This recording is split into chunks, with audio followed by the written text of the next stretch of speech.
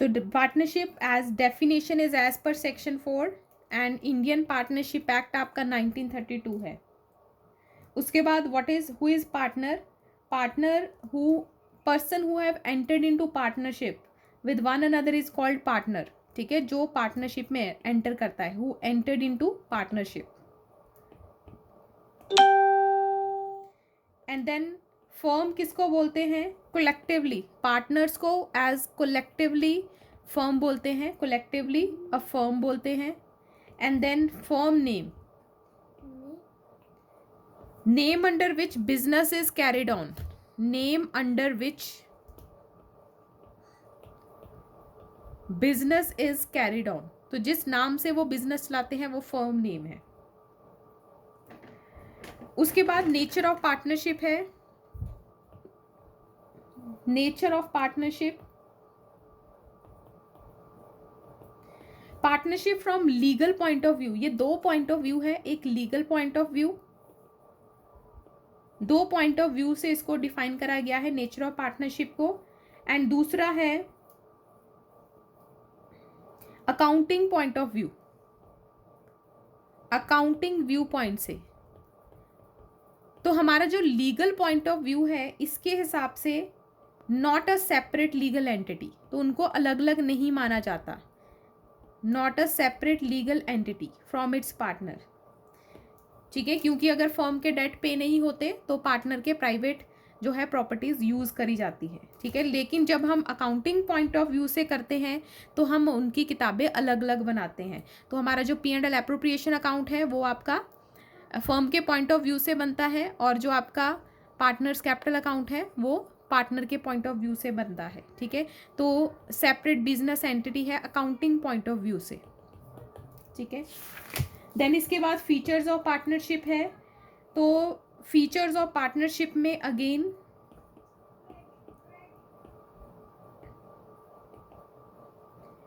To और more person, तो at least 2 persons होने चाहिए पार्टनरशिप में।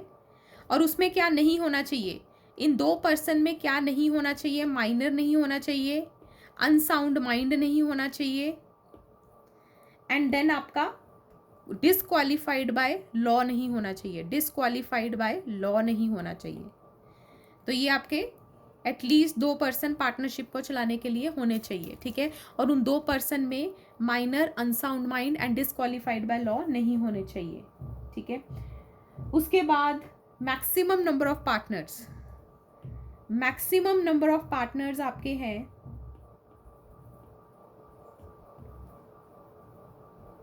50। तो मैक्सिमम नंबर ऑफ पार्टनर ये as per rule 10 of companies rule 2014 है। तो 50 is a maximum number of partners. वैसे ये प्रिस्क्राइब्ड जो लिमिट है सेंट्रल गवर्नमेंट, जो सेंट्रल गवर्नमेंट ने प्रिस्क्राइब करी है वो 100 है, लेकिन अभी एट प्रेजेंट 50, तो आपका आंसर हमेशा 50 होएगा। ठीक है, सेंट्रल गवर्नमेंट प्रिस्क्राइब कर सकती है, सेंट्रल गवर्नमेंट के पास पावर है कि वो 100 तक चूज कर सकती है, लेकिन एट प्रेजेंट सेंट्रल गवर्नमेंट ने 50 चूज करा हुआ है। तो central government has prescribed number of partners to be 50। And then third is agreement. Agreement आपका ओरल एंड रिटन दोनों हो सकता है। ठीक है, और अगर इन रिटन है तो इसको पार्टनरशिप डीड बोला जाता है। तो partnership comes into existence by agreement, इधर रिटन और ओरल। तो it is the basis of relationship among partner. ठीक है, तो रिटन एग्रीमेंट को पार्टनरशिप डीड बोला जाता है। एंड देन लॉफुल बिजनेस होना जरूरी है। तो बिजनेस हमेशा लॉफुल होना चाहिए, कोई भी इलीगल बिजनेस नहीं करना। Profit sharing ratio, profit sharing ratio, agreement between partner must be to share profit and losses of business. But जो इसमें इंपॉर्टेंट लाइन है वो है इट इज़ नॉट एसेंशियल। वैसे तो दोनों शेयर करने चाहिए, but it is not essential that all partners must bear losses. तो लॉसेस शेयर करना कंपलसरी नहीं है। तो अगर कोई पार्टनर कहे कि मुझे लॉसेस नहीं चाहिए, तो ऐसा हो सकता है कि उसको लॉसेस ना शेयर करने पड़े। वैसे तो प्रॉफिट एंड लॉसेस सबको शेयर करने चाहिए, लेकिन अगर कोई पार्टनर चाहे तो लॉसेस अवॉइड कर सकता है। तो अगर आपको पूछा जाए कि is it essential to share losses, तो आंसर इज नो। तो it is not essential that partner must bear the losses. And last point is very important, mutual agency का कॉन्सेप्ट है, business can be carried on by all, business can be carried on by all or any of the partners acting for all। तो यहाँ पे क्या है, mutual agency का concept है। Mutual agency किसको बोला जाता है, प्रिंसिपल एजेंट रिलेशनशिप को, प्रिंसिपल एजेंट रिलेशनशिप। तो ये क्या होता है, अगर 3 पार्टनर्स है XYZ और YZ कोई ट्रांजेक्शन करके आता है ऑन बिहाफ ऑफ फर्म, तो ये एज एन एजेंट ट्रांजेक्शन करके आया है और ये दोनों उसके प्रिंसिपल बन जाते हैं। ठीक है, तो principal as agent he represents other partners and thereby bind them. तो एज एन एजेंट वो दूसरे पार्टनर्स को रिप्रेजेंट करता है, और जो जिस पार्टनर्स को रिप्रेजेंट करता है वो प्रिंसिपल है। Principal he is as a principal he is bound by the act of the other. अब जो ट्रांजेक्शन Z करके आया है उसके लिए X एंड Y भी जिम्मेवार रहेंगे। तो X एंड Y ये नहीं कह सकते कि Z ट्रांजेक्शन करके आया है, हमें उसके बारे में पता नहीं था। नो, अगर कोई भी पार्टनर कोई ट्रांजेक्शन करके आया है तो बाकी के पार्टनर्स रिस्पॉन्सिबल रहेंगे एज अ प्रिंसिपल। तो there is a principal agent relationship, act of any partner binds the firm. उसके बाद है rights of partner. Rights of partner अपनी बुक में ही मार्क करते जाओ, ठीक है, क्योंकि ये सारी थ्योरी इंपॉर्टेंट है, तो आपको सारी थ्योरी रीड करनी है और स्टार्टिंग वाली थ्योरी तो इसमें बहुत ही इंपॉर्टेंट है। तो rights of partner, right to participate in the management. तो हर एक का राइट होता है, अगर आप किसी बिजनेस में काम कर रहे हो तो आपकी पार्टिसिपेशन आप चाहोगे, हर कोई आपसे पूछे। तो राइट्स ऑफ पार्टनर में पहला राइट है right to participate, and second right is every partner has right to be consulted. अगर कोई पार्टनर कोई काम करना चाहता है और वो बहुत इंपॉर्टेंट है, ठीक है, तो आप चाहोगे कि आपसे पूछ कर करा जाए, कंसल्टेड, ठीक है, तो आपकी भी राय ली जाए, ठीक है। अगर तो छोटे मोटे काम है देन इट्स ओके, बट अगर कोई इंपॉर्टेंट डिसीजन है, ठीक है, प्रोडक्शन बढ़ानी है, सेल बढ़ानी है, या प्रॉफिट कॉस्ट कम करनी है, प्रॉफिट कम करना है, तो आपसे कंसल्ट करके पूछ के दिया जाए। Right to inspect the books, किताबों को चेक करना सबका राइट है, राइट टू इंस्पेक्ट बुक्स और उसकी कॉपी लेना, ठीक है, तो अगर आपको उसकी कॉपी चाहिए तो आप कॉपी मांग सकते हो। राइट टू शेयर प्रॉफिट और losses, right to share profit और losses in agreed ratio. And then next हमारा इसमें पॉइंट था interest on loan, very important point, ये तो सबका फेवरेट ही है, और इसमें सबसे ज़्यादा इंपॉर्टेंट जो चीज़ है, लोन जो पार्टनर ने फर्म को दिया है। हम यहाँ पे जो पार्टनर ने फर्म को दिया है, तो कंफ्यूज करने के लिए वो हमेशा फर्म ने पार्टनर को दिया ऐसा लिख देते हैं, तो आपने उनके नहीं आना बातों में। तो जो पार्टनर ने फर्म को दिया है उसके ऊपर इंटरेस्ट ऑन लोन, अगर तो एग्रीमेंट है तो फिर तो एज पर एग्रीमेंट चलेगा, एज पर एग्रीमेंट, और अगर एग्रीमेंट नहीं है, नो एग्रीमेंट, तो फिर आपने 6% पर एनम देना है, ठीक है। तो लोन किसने दिया है, पार्टनर ने फर्म को, और अगर वाइसे वर्सा है तो फिर ऐसी कोई प्रोविजन नहीं है कि इंटरेस्ट ऑन लोन देना ही देना है। तो अगर एग्रीमेंट होएगा तो देना है, अदरवाइज अपनी मर्जी से नहीं देना। तो interest on loan by partner to firm, इसको तो रट्टा मार लो, ये ही पॉइंट है उनके पास आपको कंफ्यूज करने के लिए, तो आपने कंफ्यूज नहीं होना, ठीक है। उसके बाद है इमरजेंसी में अगर कोई पार्टनर कोई एक्ट करता है तो राइट टू इंडेमनीफाई। इंडेमनीफाइड का मतलब क्या होता है, इंडेमनीफाइड का मतलब है making good the loss, making good the loss. अगर आपने इमरजेंसी में कोई फर्म के लिए एक्ट करा है तो उससे आपके कोई खर्चे हुए हैं तो firm has the liability to pay you off, तो आपको वो वापस करेगी। Right not to allow admission, तो again this is important right. तो सबकी मर्जी से क्योंकि हमारा जो in absence of partnership deed है उसमें भी लिखा हुआ है कि जो एडमिशन है it should be with the consent of all partners. तो सारे पार्टनर हाँ करेंगे तभी एडमिशन होएगी नए पार्टनर की, अदरवाइज नहीं होएगी। अगर एक भी पार्टनर मना करता है एडमिशन को तो वो एडमिशन रोकनी पड़ेगी, ठीक है, नए पार्टनर की। Then after giving proper notice, after giving proper notice right to retire. तो यहाँ पे जो मेन फोकस करा गया है वो है नोटिस का। तो अगर आपने रिटायर होना है आपको नोटिस दे के रिटायर होना पड़ेगा। ऐसे नहीं कि बस अगले दिन छुट्टी मारो और कहो कि मैं हट गया, नहीं, क्योंकि बाकी पार्टनर्स को भी अपने जो कॉन्ट्रैक्ट चल रहे थे उनको कंप्लीट करने का टाइम होना चाहिए। तो नोटिस दे के ही आप रिटायर हो सकते हो। And then indemnify for the expenses incur. तो अगेन अगर आपने खर्चे करे हैं फर्म के बिहाफ पर, ठीक है, इंडेमनीफाई फॉर एक्सपेंसेस, ठीक है।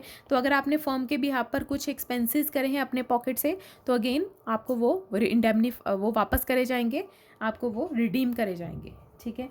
तो ये थे आपके rights of partners. And then फिर आपकी आती है पार्टनरशिप डीड। तो partnership deed again very important topic है। तो पार्टनरशिप डीड आपको पता है जो पार्टनरशिप है it comes into existence by oral और रिटन एग्रीमेंट। ओरल भी हो सकता है, रिटन एग्रीमेंट, बट कौन सा बेटर है? It is better to have written agreement, क्योंकि जब झगड़े होते हैं तो कहीं कहाई बातें सब भूल जाते हैं और अपने ही झगड़ों में शुरू हो जाते हैं कि मुझे ये चाहिए, ठीक है। तो इसलिए it is better to have written agreement, क्योंकि टाइम का कुछ नहीं पता, कुछ ना कुछ तो होता ही है। Even in among best friends also आपके कुछ ना कुछ तो जो है कोई ना कोई क्योस कोल्यूजन्स रहते हैं माइंड में, ठीक है। तो इसलिए it is better to have written agreement. तो इसमें क्या क्या होता है आपकी बुक में पूरा वो दिया हुआ है। Description of partner, description of firm, principal place of business, कहाँ पर उनका बिजनेस होएगा, कौन सा बिजनेस चलाएंगे, कब पार्टनरशिप स्टार्ट होनी है, कौन कौन कितने पैसे लगा रहा है, कैपिटल फिक्स होएगी, फ्लक्चुएटिंग होएगी, इंटरेस्ट ऑन कैपिटल कितना होएगा, इंटरेस्ट ऑन ड्राइंग कितना होएगा, प्रॉफिट शेयरिंग रेशियो कितनी होएगी पार्टनर्स की, इंटरेस्ट ऑन लोन कितना होएगा, रेम्यूनरेशन टू पार्टनर्स अगर देनी है तो कितनी, गुडविल की वैल्यूएशन, एसेट्स की वैल्यूएशन, तो हमने रीवैल्यूएशन अकाउंट करा है, ठीक है, तो कैसे उसको रीवैल्यू करेंगे, अकाउंट्स को सेटल करना, तो जब पार्टनर डेथ हो, रिटायरमेंट हो तो उनके अकाउंट्स को कैसे सेटल करा जाएगा, अकाउंटिंग पीरियड, तो क्या कहाँ से आपकी 1 अप्रैल से लेके 31 मार्च तक अपनी बुक्स क्लोज करनी है, rights and duties of partners, duration of partnership. तो ये एक इसमें ड्यूरेशन ऑफ पार्टनरशिप में अगेन कुछ पॉइंट्स हैं। तो पार्टनरशिप कितने तरह की होती है? Duration of partnership, specific partnership, specific period, particular partnership. Specific period को फिक्स टर्म पार्टनरशिप भी बोला जाता है, पर्टिकुलर पार्टनरशिप या फिर partnership for venture, and then last is partnership at will. तो fix term partnership for fixed time होती है, 3 साल, 4 साल, 5 साल, 6 साल, तो जब वो टाइम ख़त्म हो जाता है पार्टनरशिप ख़त्म हो जाती है।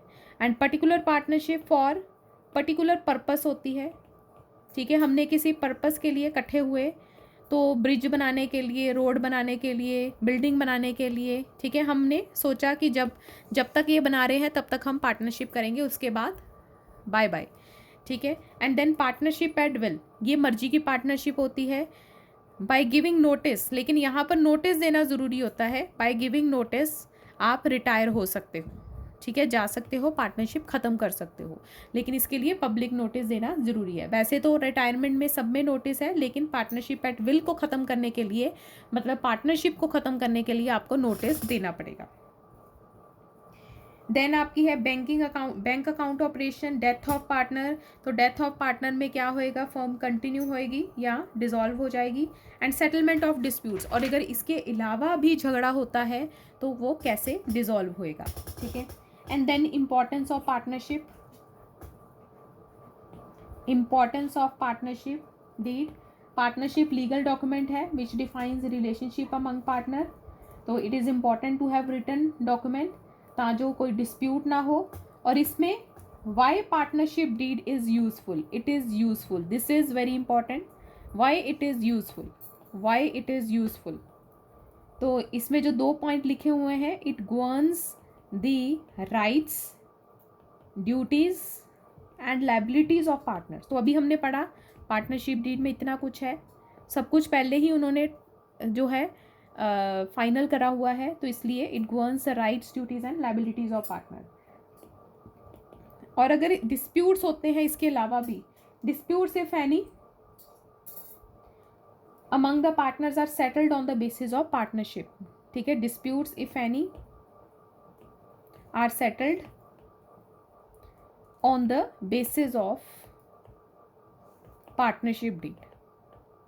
तो इसलिए 2 रीजन के कारण it is useful. Is it essential to have a partnership deed? तो दिस इज अगेन एमसीक्यू के लिए इंपॉर्टेंट है कि क्या पार्टनरशिप डीड होना जरूरी है. ठीक है, no, it is not essential but desirable, क्योंकि इसके फ़ायदे ज़्यादा हैं. ठीक है, तो इट शुड बी जो है पार्टनरशिप डीड को जो है पार्टनरशिप डीड बना लेनी बेहतर होती है. And then again very important point, absence of partnership deed. अगर पार्टनरशिप डीड नहीं है, एब्सेंस ऑफ पार्टनरशिप डीड, तो ये जो रूल है ये आपके आगे चैप्टर में भी यूज़ हो रहे हैं. प्रॉफिट शेयरिंग रेशो इक्वल होएगी. Then interest on capital, no interest on capital. Interest on drawings, no interest on drawing. Interest on loan, तो इंटरेस्ट ऑन लोन मैंने बताया था अगर एग्रीमेंट है तो एज पर एग्रीमेंट, अदरवाइज सिर्फ 6%. और यहाँ पे important point, by partner to firm, ना कि फर्म टू पार्टनर. यहाँ पे by partner to firm, again I am repeating, by partner to firm, loan by partner to firm. And last is remuneration, no remuneration. And then admission of partner, कोई admission नहीं होएगी.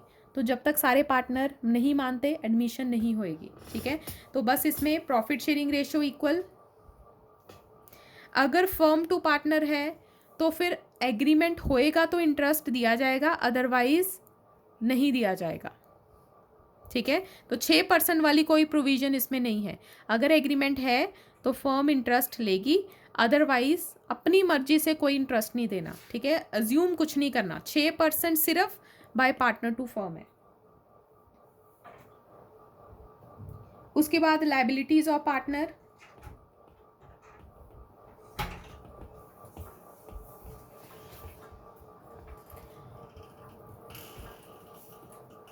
तो अगर कोई partner competitive firm में, मतलब आप किसी के साथ पार्टनरशिप में हो, ठीक है, ABC फर्म के साथ, और बाहर अपनी छोटी सी शॉप खोल के कह रहे हो कि ये उनकी ही शॉप है, मैं बस उसको चला रहा हूँ, ठीक है, उनके बिहाफ पे, तो ये उनकी ही बिजनेस है और कस्टमर्स आपके पास आने शुरू हो गए.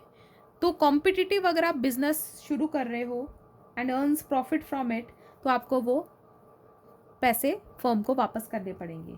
And then again no secret profits.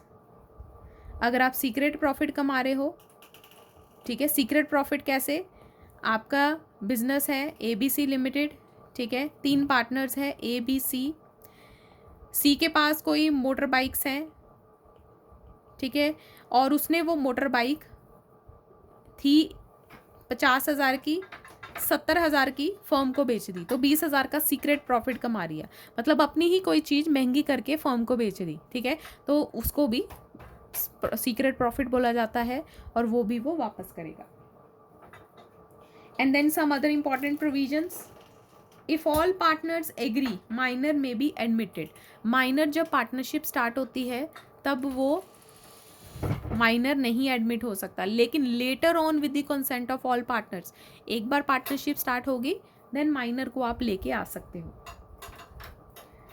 A person may be admitted as partner either with the consent of all partners or in accordance with agreement. ठीक है, तो अगर आप किसी की एडमिशन करनी है तो या तो सारे पार्टनर्स हाँ बोले, नहीं तो एग्रीमेंट में लिखा होना चाहिए कि कैसे किसी की एडमिशन हो सकती है. अपनी मर्जी से 2-4 बंदे मिलकर एडमिशन नहीं कर सकते. एंड अगेन अ पार्टनर में retire from firm with the consent of all partners और as per agreement. Registration of firm is optional not compulsory, तो रजिस्ट्रेशन भी आपकी मर्जी है, कंपल्सरी नहीं है, लेकिन इसके फ़ायदे होते हैं. Unless otherwise agreed by partner in a firm is dissolved on death of a partner. तो अगर कुछ और नहीं लिखा हुआ, फर्म अपने आप डिसॉल्व हो जाती है on death of a partner. 5th point ज़्यादा इंपॉर्टेंट है. तो आगे इसके क्वेश्चंस हैं, ये आपका होमवर्क रहेगा, ठीक है, क्योंकि मेरे पास ज़्यादा टाइम नहीं है कि मैं आपको पूरा डिटेल में चैप्टर कराऊं. अगर किसी को डिटेल में करना है तो आप यूट्यूब पे रेफ़र कर सकते हो मेरी वीडियो, ठीक है. तो अभी हम सिर्फ रिवीजन कर रहे हैं. उसके बाद charge against profit and appropriation of profit. Charge against profit and appropriation of profit, इन दोनों में क्या फ़र्क है? चार्ज मतलब खर्चा, एक्सपेंस ऑफ अ फर्म.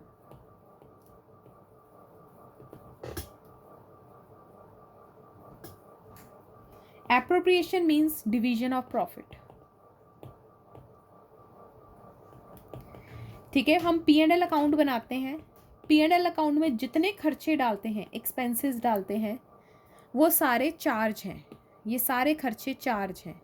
जो P&L की आइटम है वो सारे खर्चे चार्ज हैं, मतलब देने ही देने हैं, आपने बुक्स में डालने ही डालने हैं, आपके पास कोई ऑप्शन नहीं है. ठीक है, तो इसकी जो मेन एग्जांपल है वो आप याद रखोगे, मैनेजर कमीशन.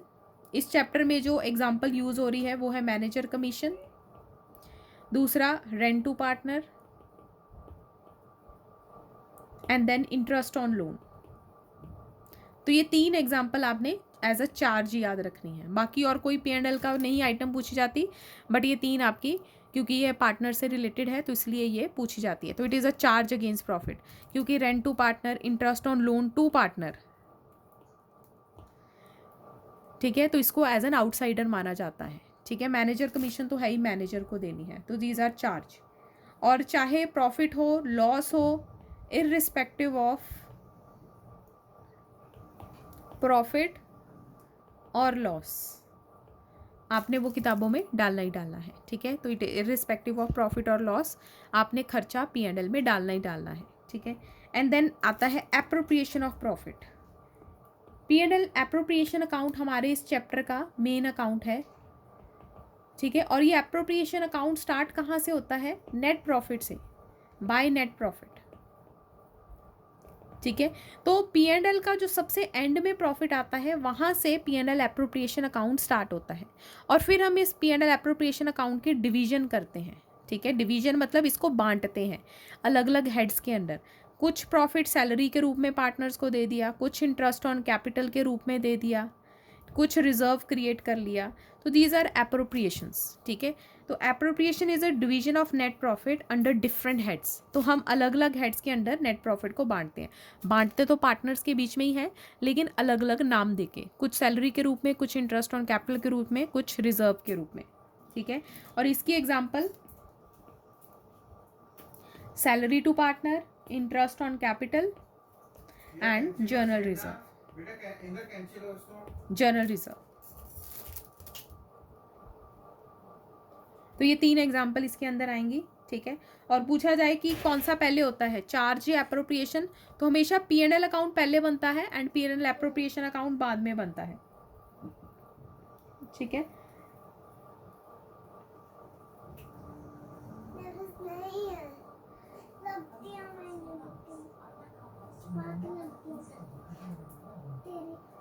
एंड देन आपका है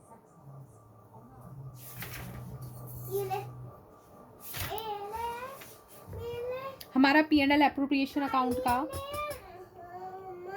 profit and loss appropriation account का फॉर्मेट.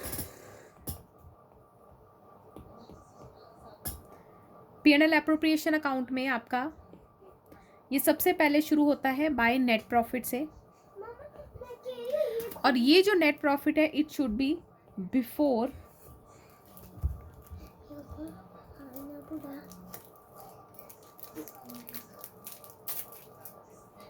Before all appropriations. ये नेट प्रॉफिट सारी एप्रोप्रिएशन से पहले होना चाहिए.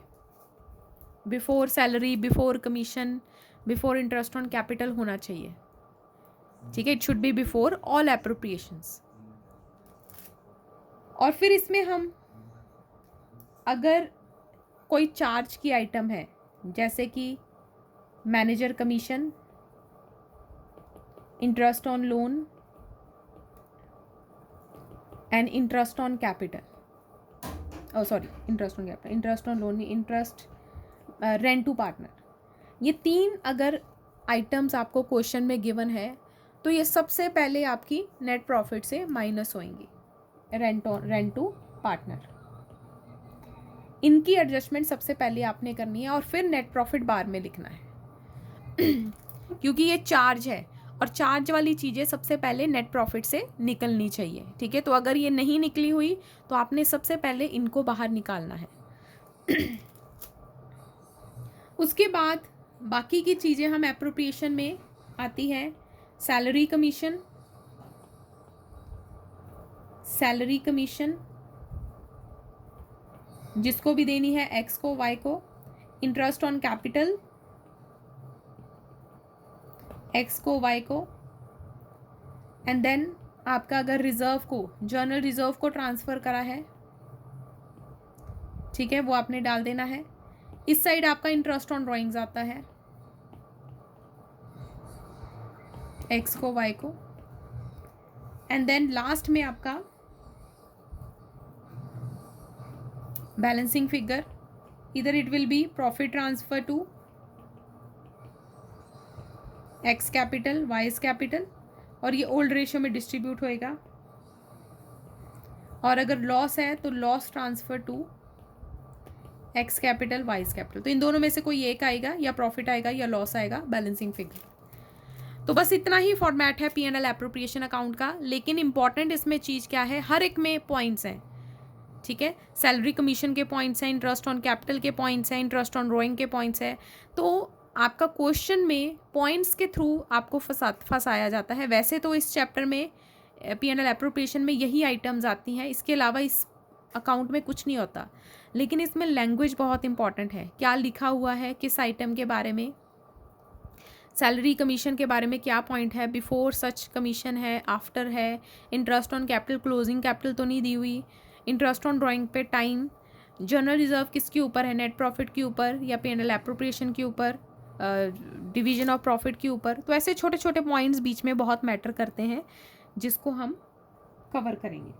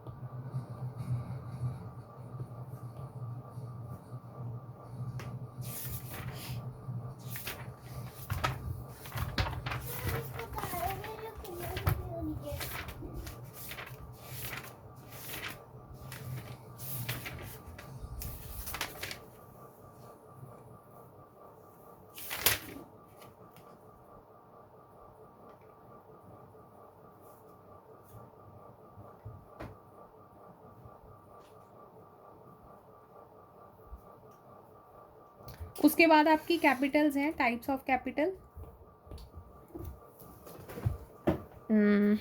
चलो इसको बाद में करते हैं, कैपिटल को पहले P&L एप्रोप्रिएशन का ही एक क्वेश्चन करते हैं, इसी अकाउंट को प्रैक्टिस करते हैं।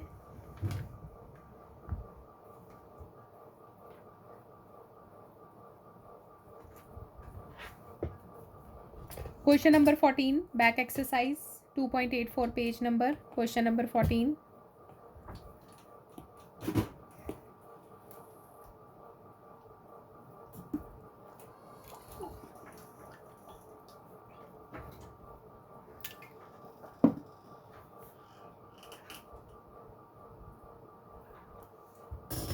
XYZ are partners in a firm sharing profits in 2:1. Fixed capital of partners were 5 lakh, 5 lakh, 2 lakh 50,000. Partnership deed provides that interest on capital is to be allowed at 10%. Salary है 2,000 per month, Z की है. Profit for the year after debiting Z's salary. तो हमने P&L appropriation account बनाना है। तो हमारा जो net profit है, मैंने सबसे पहले आपको बोला कि it should be before all appropriation, लेकिन यहाँ पे लिखा हुआ है कि it is after debiting Jades salary.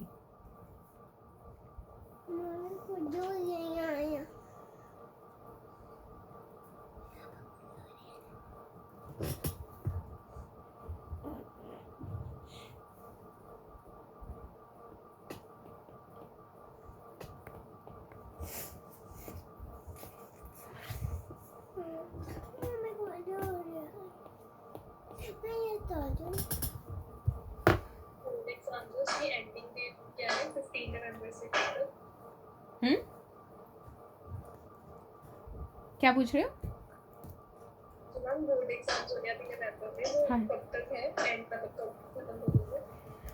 I think 1 month तो चलेंगे, या फिर 20 डेज, क्योंकि MCQs हैं, 40 मार्क्स के हैं, तो मतलब फर्स्ट वीक ऑफ दिसंबर ख़त्म हो सकते हैं, मैक्सिमम 15 दिसंबर तक चलेंगे, क्योंकि 1 महीने के तो होते ही होते हैं एग्ज़ाम, और उससे पहले देख लो आपके प्रैक्टिकल्स शुरू हो जाने हैं, तो इसलिए थोड़ा सीरियस हो जाओ और MCQs की बुक ले लो DK गोयल। एंड प्लीज़ आपके जो ये वाले एग्ज़ाम्स हैं, ठीक है, इसका कोई इतना लेना देना नहीं है, तो क्लासेस ज़रूर कंटिन्यू करो। आपने जो है 1 घंटा अकाउंट्स की क्लास आपने लगानी है, क्योंकि क्लास में मैं आपको अब जो है ऑब्जेक्टिव टाइप क्वेश्चंस प्रैक्टिस कराऊंगी, ठीक है। तो DK गोयल बुक ले लो सारे, ताजो हम चैप्टर वाइज जो है MCQs की प्रैक्टिस शुरू करें। एंड 1 दिन पहले अगर आपने छुट्टी लेनी होगी एग्ज़ाम की ले लेना, बट कंटिन्यूसली छुट्टी मत करना, ठीक है। अपनी जो है क्लासेस कंटिन्यू रखना, क्योंकि यही हमारे पास टाइम है, ठीक है, और आपके पास भी यही टाइम है इसको कंटिन्यू करने का, तो आप उसको लिंक मत तोड़ना, ठीक है। हम MCQs हमारे अभी प्रैक्टिस नहीं है, तो आई वांट कि वो आप प्रैक्टिस करो अच्छे से। अच्छा, नेट प्रॉफिट हमारे पास है 4 लाख, लेकिन it is after debiting Jades salary. अगर कोई अप्रोप्रिएशन बीच में से निकली हुई है तो आप उसको वापस लेके आओ, ऐड बैक कर दो। तो जेड्स सैलरी है 2000 पर मंथ, तो आपने पूरे साल की 24,000 प्लस कर देनी है। अगर कोई अप्रोप्रिएशन प्रॉफिट में से निकली हुई है तो आपने उसको ऐड बैक कर देना है, ठीक है। तो 4,24,000, क्योंकि जो नेट प्रॉफिट है it should be before all appropriations. अब हम बाकी चीज़ें डालेंगे। सैलरी सिर्फ जेड को ही मिलनी थी 24,000 की, एंड देन, और यहाँ पे हम जेड्स करंट अकाउंट यूज़ करेंगे, क्योंकि फिक्स्ड कैपिटल है, फिक्स्ड कैपिटल के टाइम पे हम जेड्स करंट अकाउंट यूज़ करेंगे, ठीक है। एंड देन आपका है इंटरेस्ट ऑन कैपिटल, तो XYZ आपका 10% है, तो 50,000 50,000 25,000, और इसमें कोई ट्रांजैक्शन नहीं है।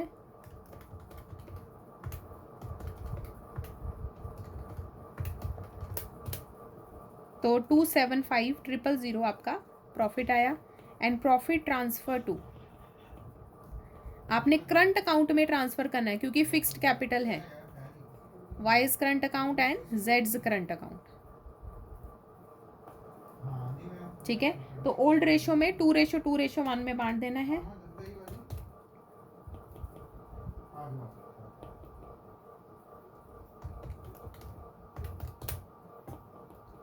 ठीक है, तो ये प्रॉफिट है। अच्छा, अगर यहाँ पे 2 क्वेश्चन बनते हैं, what is Jades share of profit. अगर आपको पूछा जाए कि जेड का शेयर ऑफ प्रॉफिट क्या है, then your answer will be 55,000, जो इसको ये मिल रहा है शेयर ऑफ प्रॉफिट। अगर आपको पूछा जाए what is Z getting from firm, Z को क्या क्या मिल रहा है, सिर्फ प्रॉफिट की बात नहीं कर रहा, जेड को क्या क्या मिल रहा है। तो जेड को एक तो सैलरी मिल रही थी 25,000 24,000 प्लस 25,000 का इंटरेस्ट मिल रहा है, एंड प्लस प्रॉफिट मिल रहा है। तो आपने उसकी जो जो चीज़ें हैं सब प्लस करके बतानी है, तो ये दो तरह से क्वेश्चन बनते हैं। अगर सिर्फ प्रॉफिट के बारे में पूछा है तो आपने प्रॉफिट का शेयर बताना है, लेकिन अगर उन्होंने पूछा है कि जेड को क्या क्या मिल रहा है फर्म से, तो फिर आपने जो जो उसके हिस्से में जो जो अप्रोप्रिएशंस है सारी प्लस करके बतानी है। दिस इज इम्पॉर्टेंट क्वेश्चन, इसके बेसिस पर एमसीक्यूज बहुत बनते हैं।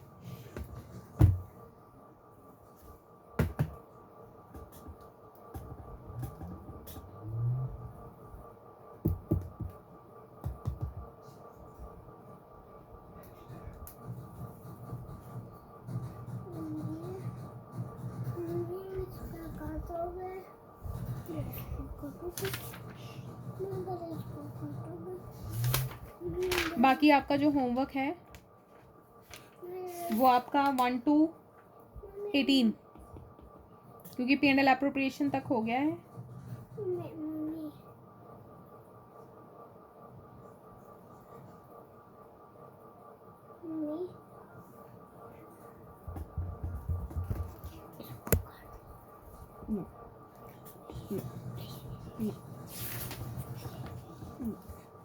मैं चुप नहीं होंगी। अगर आप चुप नहीं हो तो आपको पता है ना मैं क्या करती हूँ। मैं चुप हो जाऊंगी फिर।